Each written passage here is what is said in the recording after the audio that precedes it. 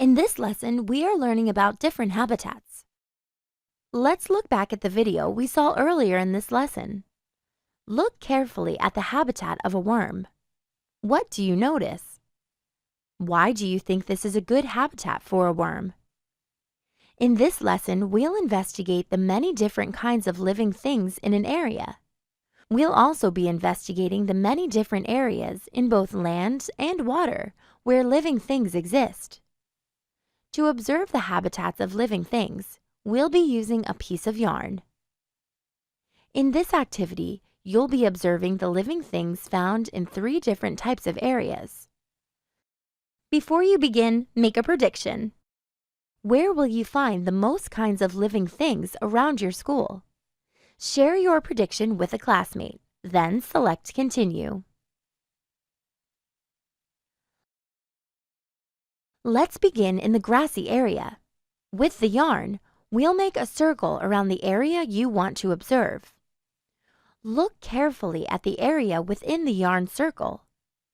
Write down the living things you see in this area. Use tally marks to record the number of living things you see. Then, select Continue. Next, let's look in the garden area with soil and plants. Use the yarn to make a circle around the area you want to observe. What living things do you see inside the circle?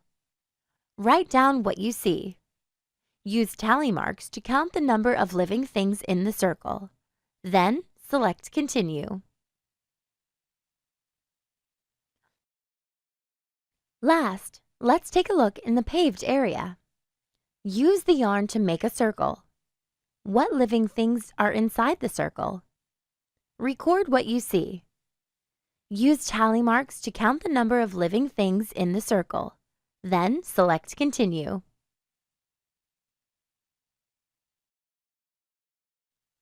Count your tally marks to determine the total number of living things found in each area. Record that number in the last column of your chart. Then, select Continue.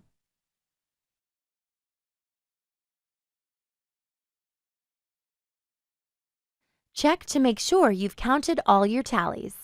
Once you are done, use your chart to complete the Communicate Information section.